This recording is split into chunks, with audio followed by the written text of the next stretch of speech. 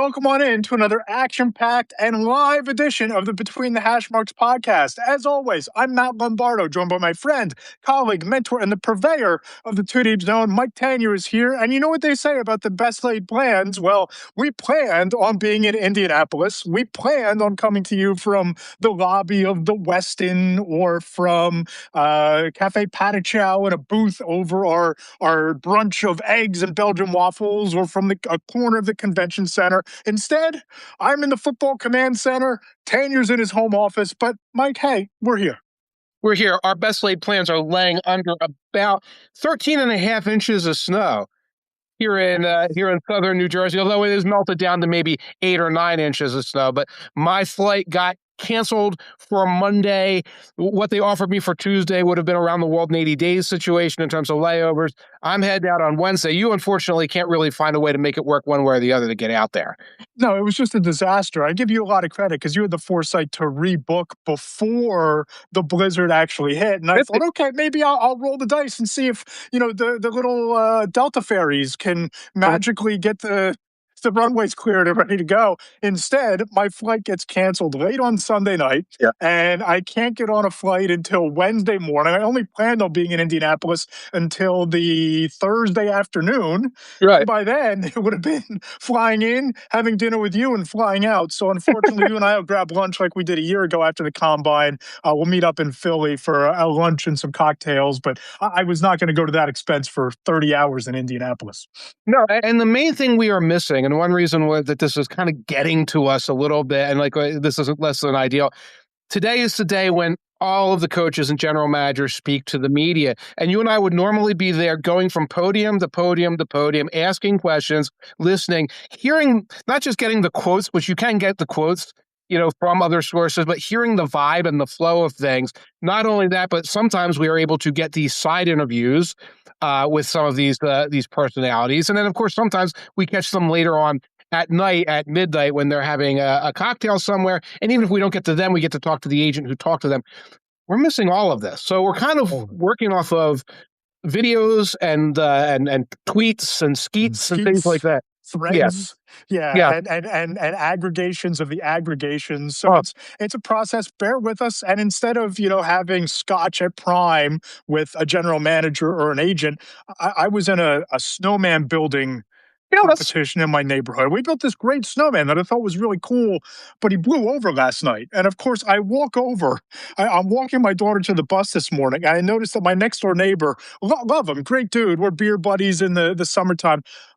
He had to go and build this snowman that was 8.5 feet tall, and with a hat, and with he grabbed some of the evergreen branches off of the tree to give him hair. And I'm like, dude, what are you doing? Do you have to really outdo me on the snowman build when I'm going through not being in Indianapolis? You got to throw salt into that wound. Come on, man. Did his blow over? Dude, I should take a photo of this and put it on Blue Sky. This thing is literally 14 feet tall. And I think when I'm having a well-crafted blonde Americano beer in July, I think this snowman will still be there. It'll be closer and closer to your house, but smaller and smaller. Right. We've gone completely off the rails, but we're not in Indianapolis, but that does not mean that there isn't value. Go read Monday's walkthrough at the Two Deep Zone. It's tremendous content. You can read what I have in 4 downs from Monday. I'll have a notebook coming out on tomorrow morning, kind of what I'm hearing and texting people off what we're reading from the podiums today that Mike alluded to at Between the Hashmarks. And if you enjoy the show, make sure that you subscribe on the Apple Podcast Store. Check us out on YouTube. It's at Matt Lombardo 975. But Mike, we have a 5-star review that we can read.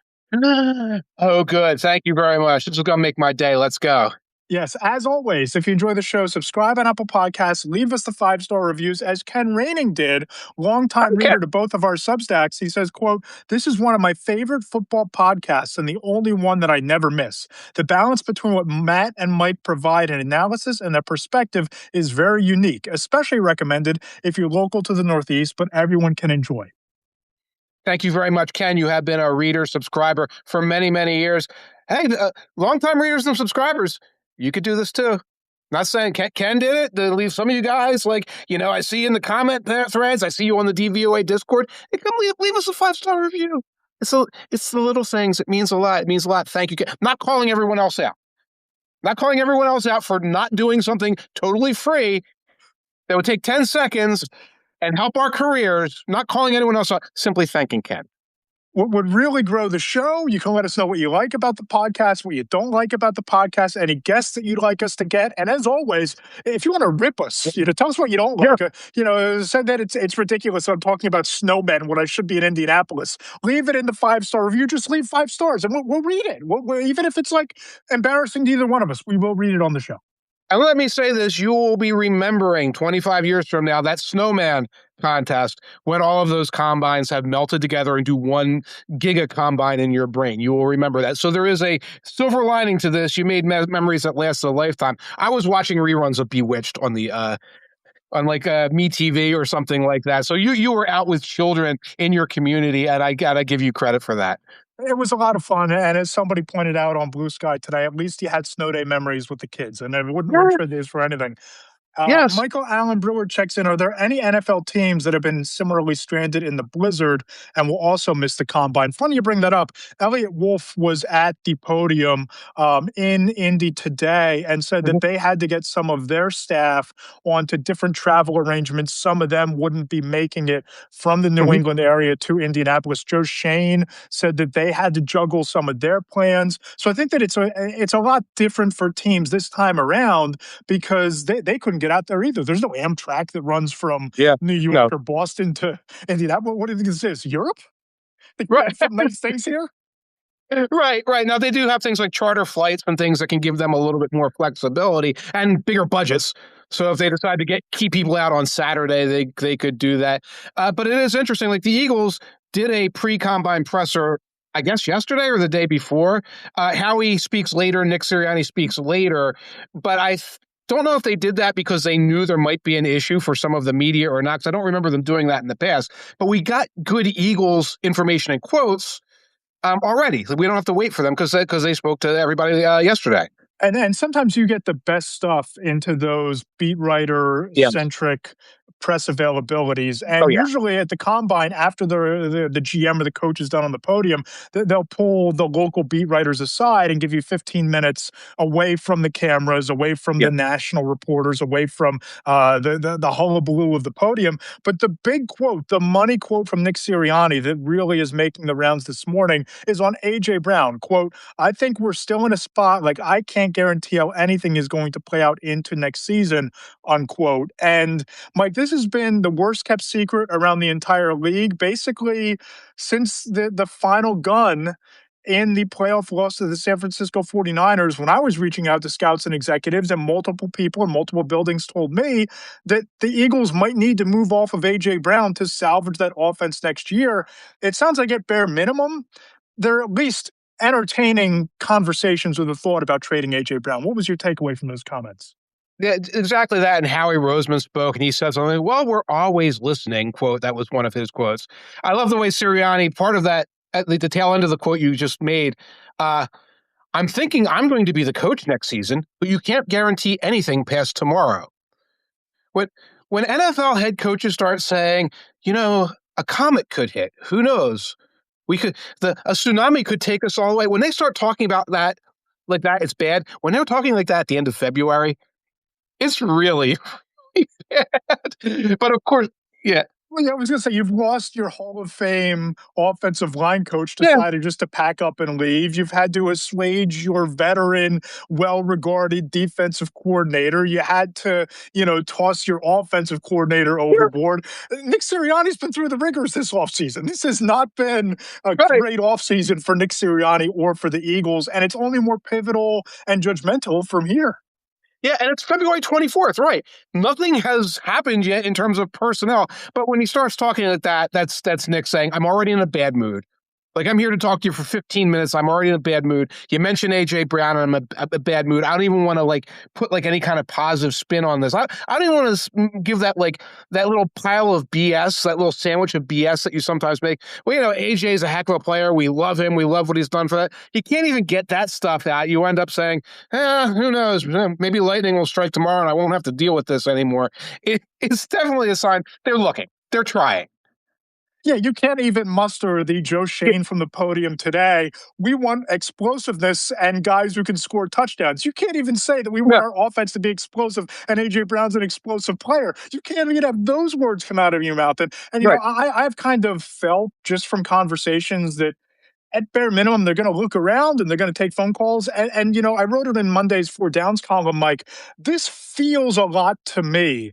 Like if you remember 10 years ago, and it was Dave Gettleman and John Dorsey sitting in Oh, Lucas Oil Stadium, and the cameras showed them in this animated conversation. And hmm 10 days later, the Giants trade Odell Beckham Odell Jr. to the Beckham. Cleveland Browns.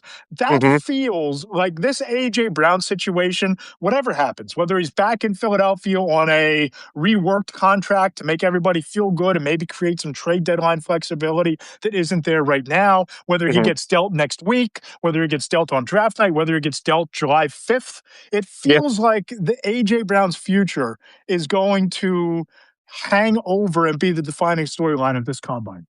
It feels like it's a situation where the Eagles could go to A.J. Brown and his representation and say, can we move things around in the contract to make you easier to trade? Or if we put you in touch with this other team that wants to restructure your contract to make this trade go, are you willing to talk? And A.J. Brown be like, yeah, we're willing to talk. Get me out of here. So that like there's a lot of motivation on the Eagles side, on the and on Brown's side. One thing I think is we're not going to see anything until we get an Alex Pierce Contract. franchise tagging. Yep. Certainly a George Pickens franchise tagging, which they say they're going to do. They're the Cowboys. They could forget how to do it, but they're going to. Someone there will know which button to push to get the franchise tag on there, so that all the teams who might be interested in Brown know who else is out there in free agency. You wrote up a series of potential landing spots for A.J. Brown in these trades. Yeah, I'll throw a couple of these at you because I decided last week that it would be a good use of time to ask, my sources around the league in different buildings, ask them, give them a team that would make some sense. A team that you and I would probably off air over scotch say, hey, what if we went to this team or that team? Give them one team and ask them about the fit. And I'm going to throw them to you one by one with the quote and get your thoughts on it. The first one's the Denver Broncos, and it's a quote from a defensive coach who played the Eagles last year. Quote, I think AJ is a very good player and the kind of player that Sean Payton would find a way to maximize his skill set, unquote. Broncos to me make a lot of sense. Pair him with Cortland Sutton. You have Bo Nix. You need a weapon. Could be a difference maker there, and you still get a chance to chase rings. He could be the guy there where you just throw it at him. Just throw it at him. He doesn't don't worry if he's open or not, etc. Could be sort of a missing piece. They could interpret it that way. Absolutely. Sean Payton's had success with just sort of a straight vertical guy in his system in the past. So it makes sense. I don't know if everything makes sense in terms of compensation and money, but like the fit makes sense. What else you got? Next team up is the Buffalo Bills. A veteran scout told me, quote, that would finally give Buffalo a big, strong, true number one wide receiver, but I doubt that even that kind of a move is enough to help the Bills have a good year in 2026. I think looking at their roster, they're in for a huge fall off a cliff, unquote. I think they take a step back. I think that it was a half measure to fire Sean McDermott and not fire Brandon Beane, as you touched on in your Bills offseason preview. But your thoughts on a Josh Allen, A.J. Brown pairing, which to me feels like a springboard type of a move. Yes, but I don't think the money would work out any way you slice it. Right now, they're showing $12 million in cap debt for the Bills. They've already restructured Spencer Brown, so that's probably out of date. They'll obviously get into the positives. They'll get into the we have some money, we have some maneuverability. But to throw in A.J. Brown contract on top of that, I don't think the Bills are going to be able to do that. As pretty as it looks on paper, it doesn't look good on a cap ledger. No, for sure. The New England Patriots were a team that I had, and I received radio silence from anyone that I suggested this type of a move to, and I sent like 3 different text messages. So I don't know if that's a sign that people think that it could actually happen. I don't know that it's a sign that maybe A.J. Brown loves Mike Vrabel more than Mike Vrabel loves A.J. Brown. But right, that's the Patriots and Drake May and Trevion Henderson and Kayshon Boutte. I could see A.J. Brown being that missing piece there, similar to in Denver. Right, and he could kind of replace Diggs in that kind of slot, right down to maybe somebody who's a little bit of a headache sometime. One of the questions is, what is the real Brown-Vrabel relationship? Don't think it could be worse than the Brown-Sirianni relationship. It sounds like it was more of like everything accelerated quickly and was about money. And Vrabel doesn't really think in terms of suddenly it's a business decision you got to make quickly. I don't think that's his strength, and that like one thing led to another and that trade happened fast. So I don't think it would preclude that. They've got money. I think they need a shot in the arm of playmakers. I could see Brown definitely being somebody. Again, you have Drake May, a go-get-it guy along the sidelines. I mean, that's Brown, and that would be a good fit. And it's what they missed in that Super Bowl. It's what they couldn't get going until that dead cat bounce of a drive in the fourth quarter against the Seahawks. Now, at risk of you getting up and walking away and telling me to pound sand for the rest of the podcast, the sleeper team that I have in here is the New York Jets with the $68 million in cap space, 5 first-round picks over the next 2 years. AFC Scout told me, not employed by the Jets, said, quote, let's be honest, A.J. Brown and Garrett Wilson would spontaneously combust with a mid-level or worse quarterback throwing them the football. Who was throwing them the football, unquote? That's the problem. Who's throwing them the football? And A.J. Brown looks around and sees this like Brady Cook and like Ty Simpson, and he pulls out the Encyclopedia Britannica and the King James Bible on the sideline, and he just checks out right away. Now, of course, that wouldn't be the Eagles' problem, but from a sense of the Jets' understanding, like self-knowledge, where we are right now. Yeah, where we are right now, we're not going to do this. The Bills could look at him and say, yeah, he can get us back to the Super Bowl if we find the money. Patriots can make that same decision. Jets would probably be looking at this say, we need somebody, if we're going for a receiver, we need somebody younger. We need somebody who isn't sort of half-jaded, who isn't sort of satiated. Because even if you get Brown because of money, then you'd be getting Brown because of money. I got my ring. You know how that goes. Come on. The Jets should know how that goes. Sure. Yeah. Right. And I've talked about this a lot on Paul Leslie Jr.'s Boy Green Daily Jets show. I do a weekly appearance on Sundays. And it's like everything about the Jets with all that money, they're kind of in limbo until they figure out the quarterback position, because you can't throw a lot of money at an Alec Pierce if he hits free agency if you don't know who your quarterback is. You can't necessarily, in good conscience and good faith, trade for a player with A.J. Brown's personality and temperament without a solution at quarterback. Jets Cap Radio checks in the comments, Malik Willis. I happen to think Malik Willis would be a great fit there. Yeah. If you get Malik Willis, maybe it changes the conversation, but it feels like you need that quarterback shoe to drop before you do anything else, which is wild to me when you have all that cap space that you should just be able to outbid just about anybody. But who would want to go there if you don't know who the quarterback is? You are risking bringing in a bunch of paycheck guys. That is absolutely the case there. And that is why when I look at the Jets cap space as opposed to like some of these other teams' cap space, I'm like, how functional is it? Because you're going to have to drop several million for Willis, assuming you get him as your best case scenario. And then you're probably looking at, can we bring in one other core guy? One other young core guy. Okay, so we bring in Willis and then we bring in Pierce. And then you're almost like, well, the rest of this money, I guess you grab some veterans and then you bank the rest of it for 2027. You're 2 years behind the 8 ball, so to speak. So this isn't a team where I can look at and say, oh, spending spree is going to solve the problem right away. And A.J. Brown, right away, that temperament isn't going to be the kind of guy who says, yeah, I'm going to be here for a 3-year rebuild. Let's go. I'm going to be totally checked in the entire time. Right. And the same sort of thing with Devonta Smith over there. There's a Garrett Wilson over here. So there's only so many footballs, which is kind of the problem with the Eagles offense right now. And he'd be walking into a similar situation with worse quarterback play, a worse situation in New York as of right now. But I did find it interesting that a scout that I spoke to about this very generally said, as far as the Eagles' perspective goes, that this is the kind of trade that would help them get younger and keep their Super Bowl window open, which I find interesting because it's not often that you talk about subtracting a player of A.J. Brown's caliber being the kind of piece that can make you better. But I guess it comes down to what kind of draft capital are you getting? Because based on Howie Roseman's recent track record in the draft, you might be able to get some real pieces to keep this thing going for 3 or 4 more years. Right. And one of the equations for all this is Howie's ability to somehow come up with a trade where it's like, oh my God, we got all of that for him. Not because Brown's a bad player, but because he has this giant salary that you're trying to maneuver around, and you also have a little bit of a reputation at this point, and he's a veteran.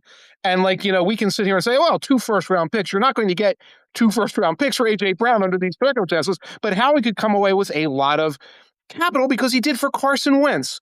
and he's done it in the past. So, like, that's one of the things we bank into the equation. The Eagles can get better by trading A.J. Brown because they're going to get stuff back.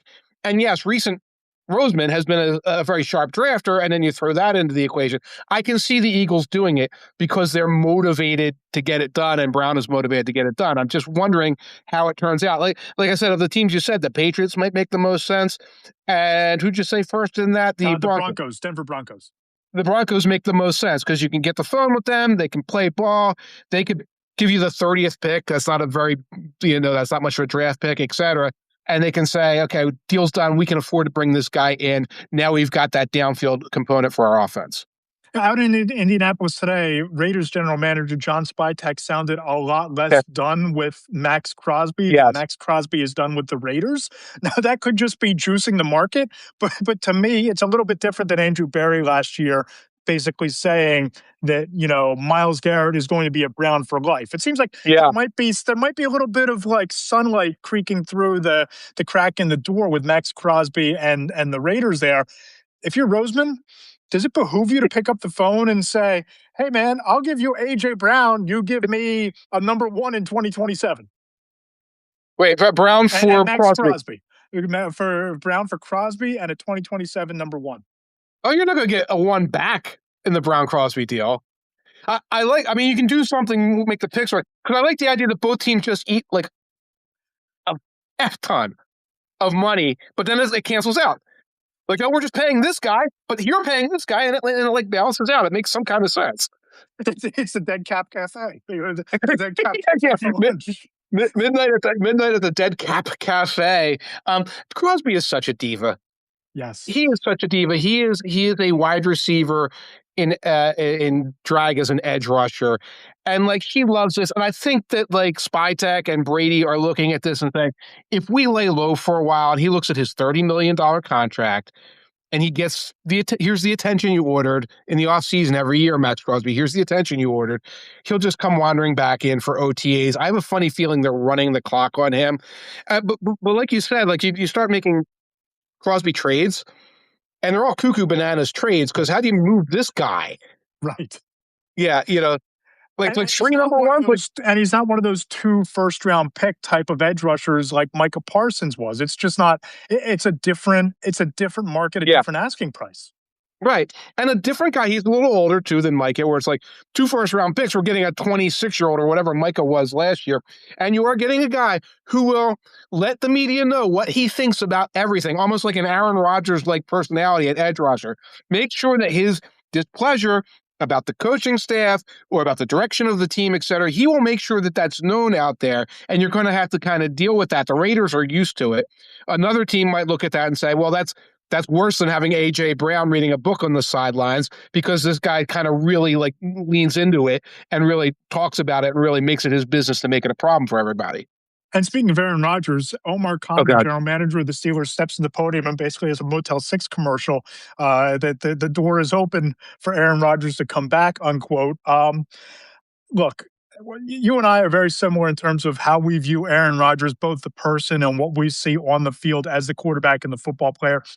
How is it that everyone you speak to, analysts, people inside the league and other buildings, scouts, agents, how is it that everyone can look at this Pittsburgh Steelers franchise right now and see that they need a rebuild? They are in desperate need of tearing it down and rebuilding, but they're so far in denial that they just won't do it, that they won't trade a Patrick Queen, that they won't entertain trading a TJ Watt, that they won't entertain tearing it down to the studs and getting draft capital and moving up to get a quarterback. Because if you're entertaining bringing Aaron Rodgers back off of that year, off of that playoff loss, the way that it ended, this is basically the result of ignoring the quarterback position for a decade, and you're stuck with the devil you know versus the devil you don't in a very mediocre or worse quarterback market. How does this happen? The Steelers need a guidance counselor. They're like 8th graders who just broke up for the first time with a boyfriend or girlfriend, and now are like sitting there by the phone. I'll do anything to get you back. It's ugly. It's not the devil, because he's not there. You don't even have. It's not even like the devil in hell. You know him, but he's not here. He's out there being the devil right now. Yeah. And when they ask, like, well, what's the timetable? Like, Omar Khan's like, no timetable.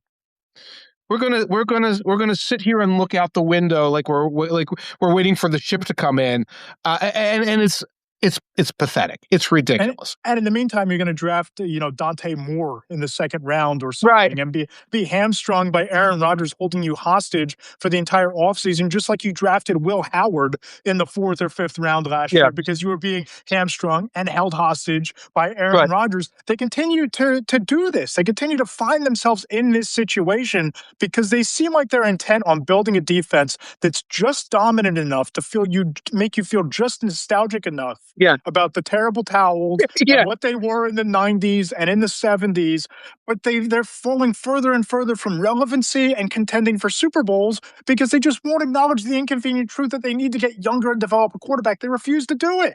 Yeah, it's like they beat the Browns because TJ Watt strips Shador at the end, and they win like 16-13 on the 54-yard field goal, and they count on those yinzers. They're like, that's Steelers football, baby. Yeah, that's it. It's like you're about to get destroyed in the playoffs again. This is not Steelers football. This is some weird nostalgia, cosplay of the 1978 team.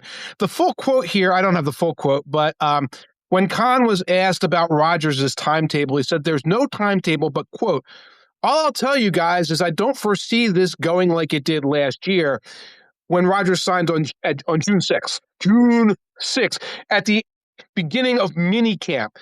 The day before. You don't foresee that. Well, what are you basing that on?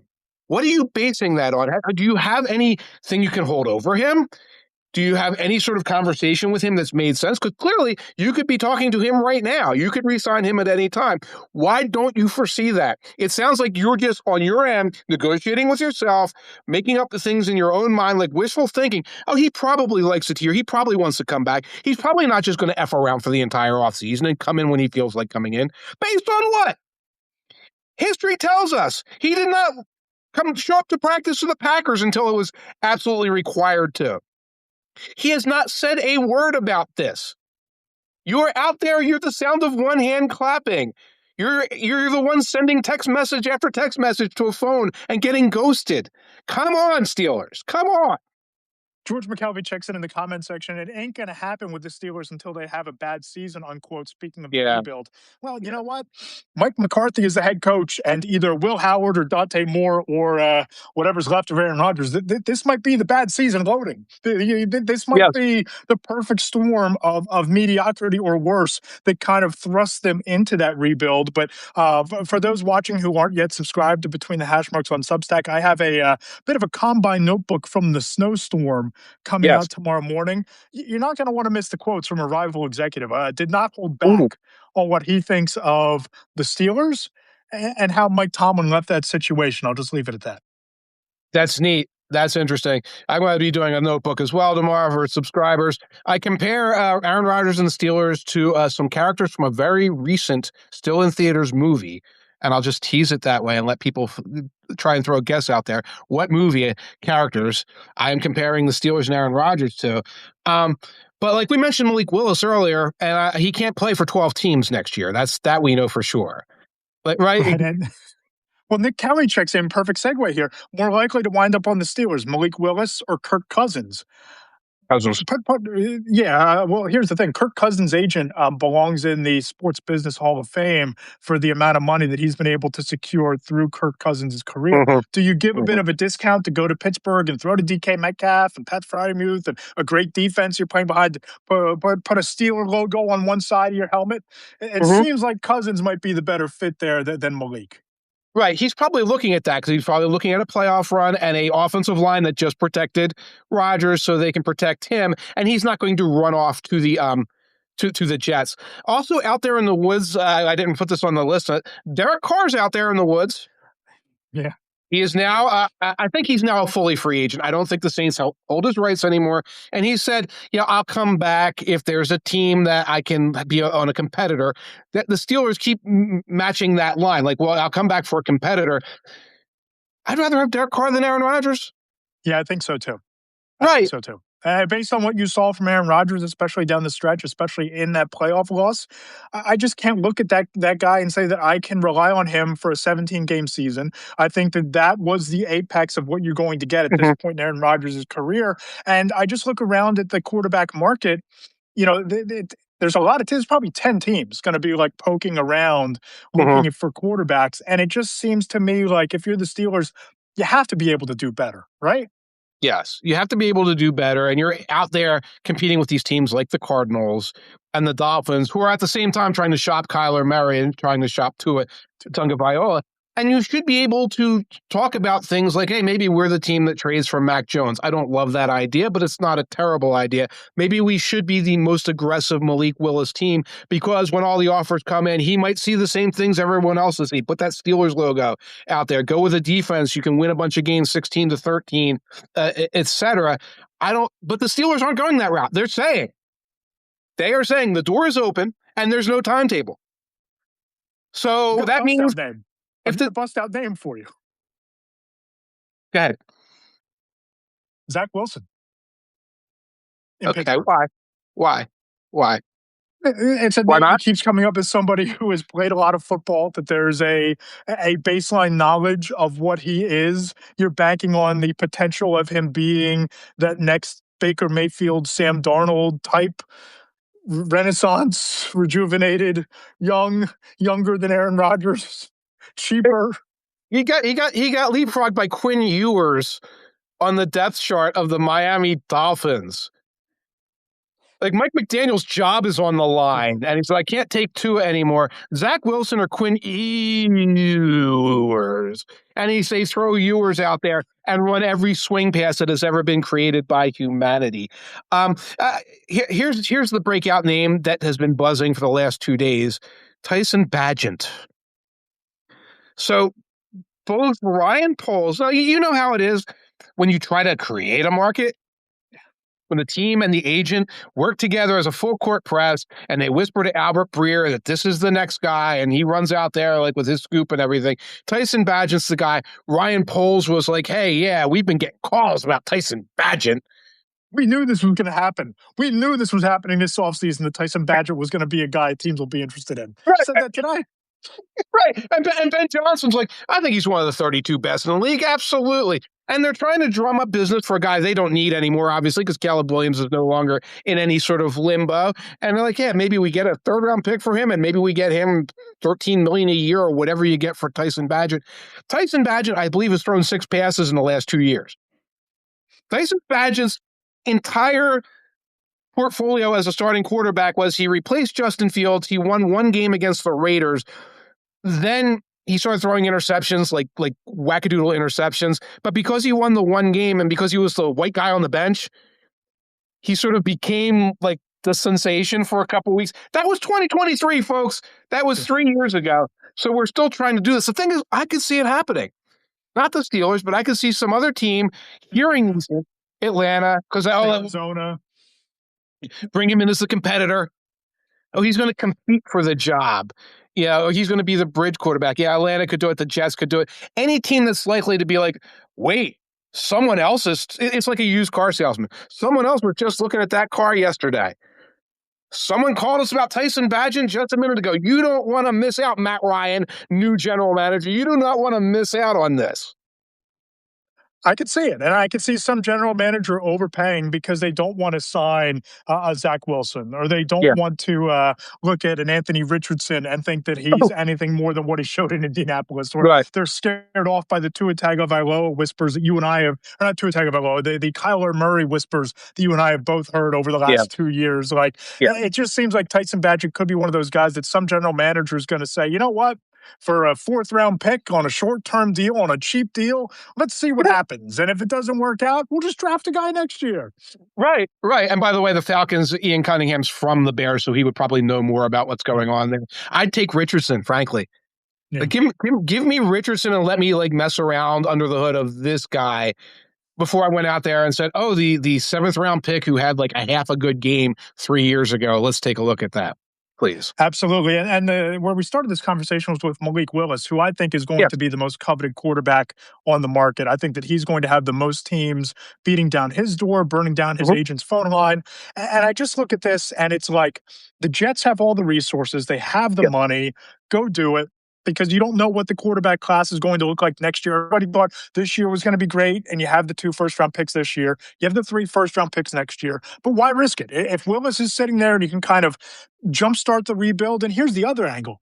You work for an owner who's as impatient as Woody Johnson is. If you're Darren Moogie, if you're Aaron Glenn, do you really want to kick that can down the road one more year with that owner working for that guy? You were kept.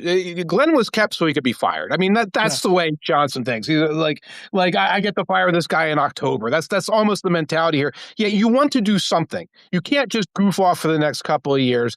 If you do Malik Willis, first of all, Willis will know he's going to the Jets, and him and his representation will get the maximum dollar value out of that. Yep. Probably pay a Jets tax because you're so far away. You probably have to pay a little bit more to bring Malik Willis in. Right. But it is probably your best option. It's so much better than Ty Simpson, for example, at this point. If they do it, they actually have a pretty good offensive line there. You wouldn't know it, but the Jets have a pretty good offensive line, a couple of young players there. Make sure they back up that investment by bringing in another receiver, maybe bringing in a tight end, and make sure that if they do this, it's not just we got a guy with 100 pass attempts and now mission accomplished. Like we're excited about Malik Willis. We know Malik Willis had a couple of spot starts, and then he had a game against the Ravens where it was good until the second half and it fell apart, and there wasn't that any that got hurt in the game.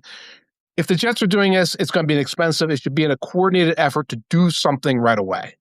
Absolutely. Have that Patriots type of offseason where you throw the money at the veterans at positions of need, you maximize your draft picks. But outside of New York, where do you think are some ideal fits? I mean, obviously there's the Jeff Hafley connection from being the defensive coordinator in Green Bay with the Dolphins, but their salary cap situation is a mess even before you figure out what to do with Tua Tagovailoa. But I loved your breakdown in the column on Monday of those 100 pass attempts from Malik Willis, how he would be the best option of the entire offseason because of what this draft class is. Really loved your breakdown there. But if you were playing matchmaker team for quarterback, where's Malik Willis land for you? If I were playing matchmaker to actually help both sides, it would be the Steelers. But the Steelers are saying that they're just going to sit around and wait. The Jets, if I'm trying to maximize Willis's money, which is certainly a good thing there. But like everyone along the way, the Cardinals have the cap space and the availability, and then they can trade Murray for just whatever. And so I don't know what that looks like, frankly. Again, there's a LaFleur there, right? Yeah. In Arizona? Right. So right. So there's a fit there. Those are fine. You're right. I have no idea how the Dolphins are proceeding. It doesn't sound like the Dolphins know how the Dolphins are proceeding right now because the cap situation is not good. Tua eats up a huge chunk of cap. The market for him is he's going to be a bridge quarterback. No one's going to look at him and say he's our answer. They're going to look at him and say he's the veteran to bring in because we're the Raiders and we're bringing in Mendoza or somebody like that. And the value of that is really, really low. I don't know how the Dolphins could fit Malik Willis under the cap if he is. And I think the $30 million is an agent number because I guess with Pelissero, it's an agent number. It would probably work out to like $20 million. And even there, I don't know how the Dolphins afford that. Right. And you're looking at the Dolphins. Spoiler alert, tomorrow afternoon, the offseason preview series continues with the Miami Dolphins. So I did some legwork on this today. Cap space, $3.18 million as of now. Mike, they haven't even decided whether they're going to designate Bradley Chubb as a post-June 1 release or a regular release. Yeah. It just doesn't make sense to me because if you make him a post-June 1 release, Bradley Chubb frees up $23 million in cap space. Yeah. It's only $7 million if you just say, hey, we're releasing him in March, right? But you can make the designation. You don't have to wait.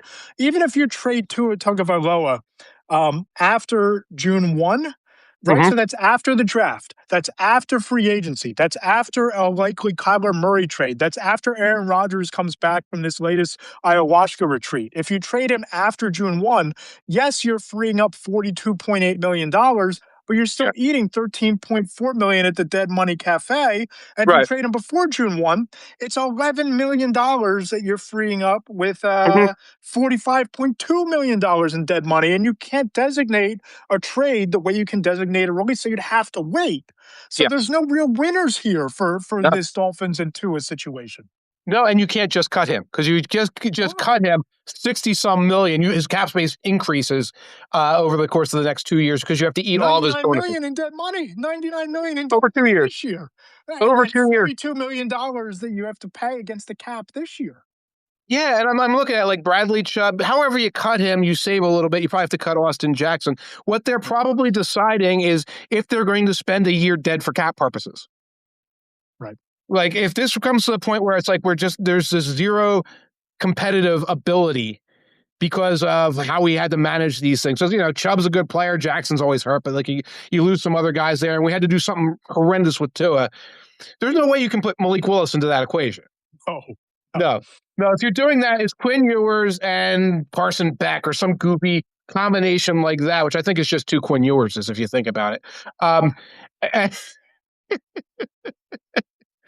So that's the Dolphins. There's also the Browns running around, and the Browns are saying, well, we might.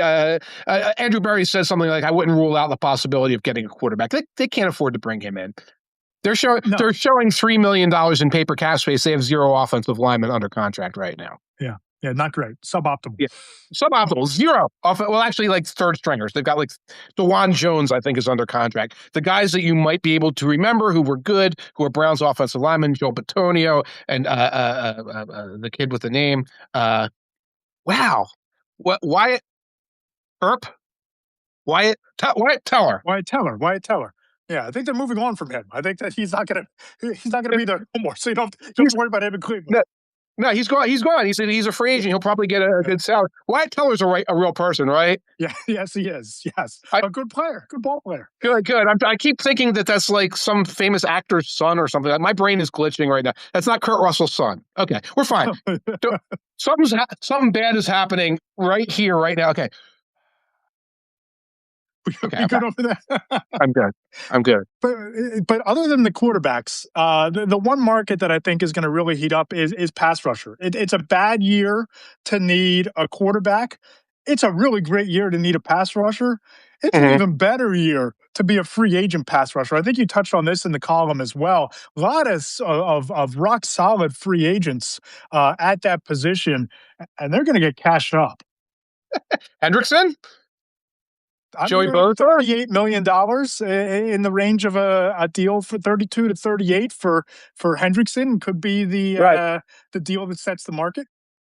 Absolutely. I'm looking at like the secondary guys here down the road, like AJ Epinesa. He's kind of a role player. He's a guy come and help at a lower cost. Kwity Paye is actually a pretty good player. Odafe Owe, who was kind of like didn't do a lot with the Ravens and suddenly blew up when he got to the Chargers might keep him, but maybe not. Boye Mafe is down on this list of guys. Yeah, you bring him in as a rotation player, and that's below the famous guys. Well, not just Hendrickson, but like Dante Fowler, Khalil Mack, who's older and he's hurt. But like you bring him in, and you're the Lions. You bring him in, and you're like one of these contenders, and he's just screaming off the side. That's a huge help. Also, it's a good year for edges in the draft, and it's not a good year for many things in the draft, but the draft is top heavy with really good edges, and then you go down the line a little bit, and it's like, oh yeah, he's another guy. You bring him into the rotation, bring these guys in waves, you're going to have a problem. And from what I hear, the Eagles are close to getting a deal done with Jalen Phillips. That's another big-name edge rusher. But it looks like, from what I'm hearing, the Eagles want him back. Phillips wants to be back in Philadelphia, so we'll see if a deal gets done there in the next couple of days, or certainly before free agency starts. But that's just another name. And you start to think about like what happens at the top with Jalen Phillips and Hendrickson and Khalil Mack, who could be the Von Miller mercenary type as he was for the Broncos and Buffalo Bills for that year there. And then you trickle it down to the Boye Mafes and the Arnold Ebikettis and the Odafe Owes. These guys are going to cash in because it's such a vital position in today's NFL and from a roster building standpoint. And there are so many teams that are going to look at that and say, you know what? Hey, the Lions are in that market. The Eagles might or might not be in that market regardless of what they do with Jalen Phillips. The 49ers need to get better. There are a lot of teams that are going to be beating down the door for edge rush help. It's a good year to go shopping. Good year to go shopping. Commanders have money and they don't really have something good at the end.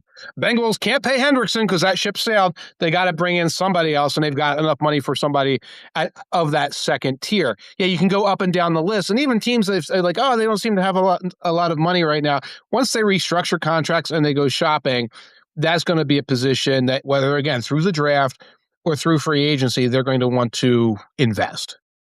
Absolutely. So the game I wanted to play here is I really loved in the column this week how you broke down how good free agency is. Yeah. How it's just a really strong free agency class. And there's always that caveat of what it looks like on February 24th might be different than what it looks on March 11th when teams can use the franchise tag by then. Teams can lock up their impending free agents to long-term deals to make sure they don't reach the market. But on paper today, it looks like a really great free agency class, and I love the column.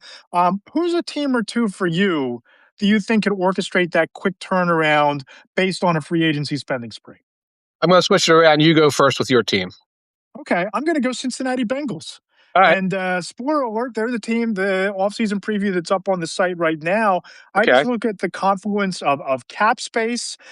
When you look at what they have to spend, something like $53.4 million in cap space. You look at the fact that you have Joe Burrow, you have Jamar Chase, you have T. Higgins.